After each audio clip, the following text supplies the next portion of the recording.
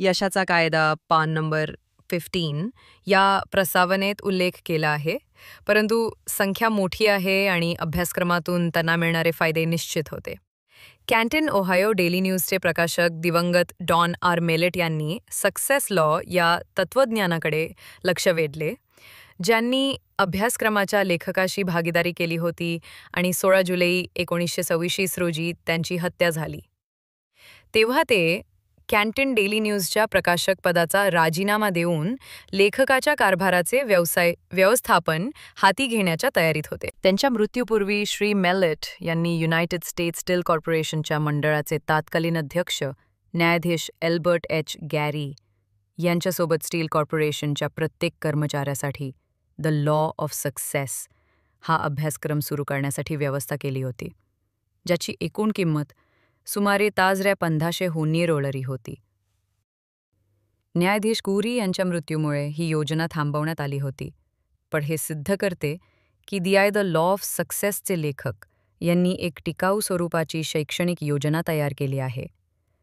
न्यायाधीश गॅरी अशा अभ्यासक्रमाचे मूल्य तपासण्यासाठी पूर्णपणे तयार होते आणि त्यांनी द लॉ ऑफ सक्सेस तत्त्वज्ञानाचे विश्लेषण केले आणि त्यात ताजऱ्या 1500 $100चा मोठा खर्च गुंतवण्याची तयारी केली. हे या अभ्यासक्रमाच्या वतीने सांगितलेल्या सर्व गोष्टींच्या सुदृढतेचा पुरावा आहे. या अभ्यासक्रमाच्या सामान्य प्रस्तावनेत तुम्हाला काही तांत्रिक संज्ञा आढळतील, ज्या कदाचित तुम्हाला स्पष्ट नसतील. याचा तुम्हाला त्रास होऊ देऊ नका. सुरुवातीला वाचताना या संज्ञा समजून घेण्याचा प्रयत्न करू नका. अभ्यासक्रमाचा रिमॅटेडर वाचल्यानंतर त्या तुम्हाला स्पष्ट होतील.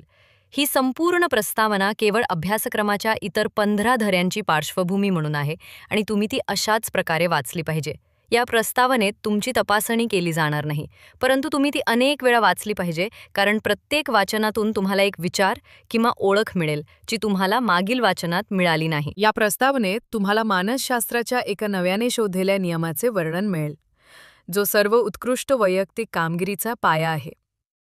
या नियमाला लेखकाने मास्टर माइंड असे संबोधले आहे, म्हणजे असे मन जे 2 किंवा अधिक लोकांच्या सुसंवादी सहकार्याने विकसित होते, जे कोणतेही कार्य पूर्ण करण्यासाठी स्वतःला एकत्र करतात. जर तुम्ही विक्रीच्या व्यवसायात गुंतलेले असाल तर तुम्ही तुमच्या दैनंदिन कामात मास्टरमाइंडच्या या नियमाचा फायदेशीर प्रयोग करू शकता. असे आढळून आले आहे की 6 किंवा 7 विक्रेत्यांचा गट या कायद्याचा वापर इतक्या प्रभावीपणे करू शकतो की त्यांची विक्री अविश्वसनीय प्रमाणात वाढू शकते. यशाचा नियम पेन नंबर 16. जीवन विमा ही पृथ्वीवरील सर्वात कठीण गोष्ट मानली जाते. हे खरे नसावे, कारण अशा विम्याची स्थापना आवश्यक आहे, परंतु ते तसे आहे.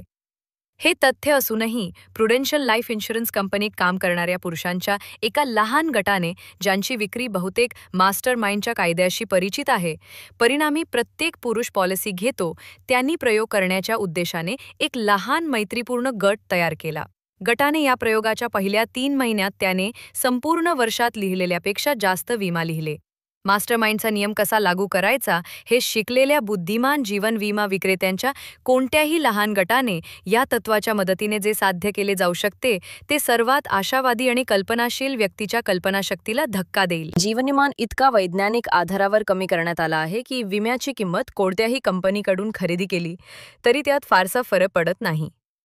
तरीही व्यवसाय करणाऱ्या शेकडो जीवन विमा कंपन्यांपैकी डझनपेक्षा कमी कंपन्या अमेरिकेतील व्यवसायाचा मोठा भाग करतात. का? व्यक्तिमत्वे. जीवन विमा पॉलिसी खरेदी करणाऱ्या प्रत्येक 100 पैकी 90 लोकांना त्यांच्या पॉलिसीमध्ये काय आहे हे माहीत नसते, आणि जे अधिक आश्चर्यकारक वाटते ते म्हणजे त्यांना काळजी वाटत नाही